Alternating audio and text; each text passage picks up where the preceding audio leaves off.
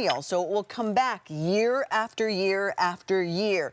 Like, once these establish themselves, you really can ignore them, and they just get more beautiful every year when they come back, which is the cool part. They also resist deer and rabbits. Partly the fragrance, the other thing is the greenery. I think it's a little fuzzy, and I don't think, for whatever reason, thank goodness, I don't think deer and rabbit like that as much. 3 easy pays at $9.33. So think about where you may want to plant these. And again, you are going to get, I don't have the right one, but you are going to get a wonderful little grow guide with this, so you know exactly what to do with it. All right, Barbara, this is, I actually have catmint around my mailbox. The only problem is sometimes the bees are all over that, but I haven't gotten any complaints and I still got my mail, so I'm good. But it comes back. I actually have to cut it down because it thrives. And I say hi to it when I get my mail and I go back to the house. I mean, that's the beauty of these mints. Exactly. And this is a must-have in your garden. This variety, if you love this gorgeous color, this black adder is truly amazing. It has this unique, like, smoky lavender blue color of the blossoms, but underneath it is this deep purple, almost black. But when the flowers bloom, they're that, there it is. Look at the color. It is stunning. And the hummingbirds are going to love this.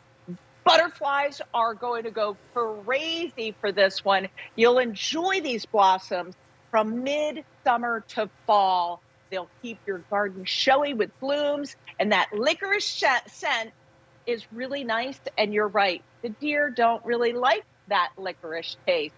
Thank goodness. And every year these are going to come back with this beautiful array of the most yummy smoky blue to almost black underneath blossom.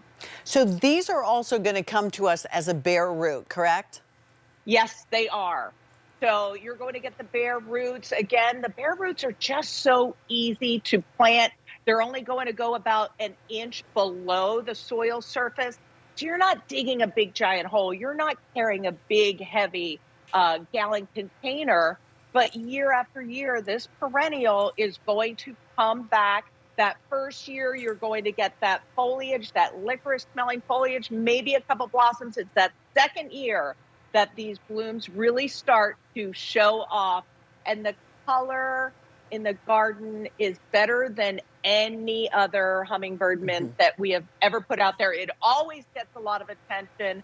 We love hummingbird mint, but we love it even more when everyone's saying, that color was absolutely spectacular. Absolutely. Now, do I need a lot of sun, shade? What kind of soil?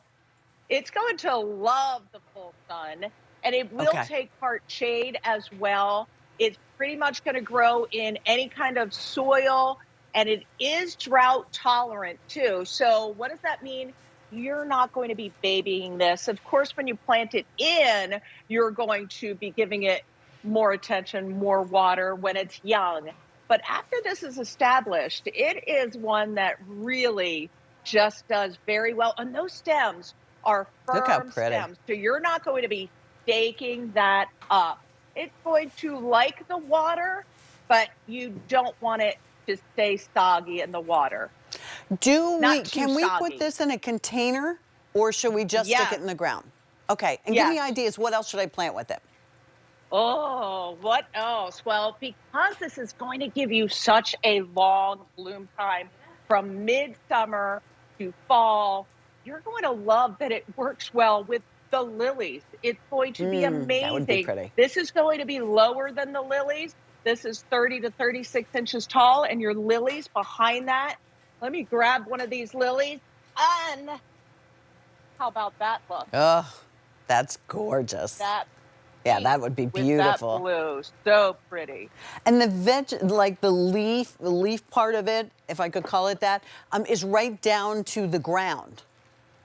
Yeah, exactly. The leaves are much lower, and then the salvia, the hummingbird mint, I should say, I'm sorry, is going to go above that. And that is just such a pretty look. That hummingbird mint just floats above those lower leaves that do have that minty look to the leaf, but that leaf is going to have the scent of yummy licorice. Yes. And that's the fun It's of it. so You know, I mean, there's so awesome. many kinds of mints, if you will, out there. This is stunning. You know, I have to say, when you know, you were sweet enough and you and your team brought in examples of all of these things.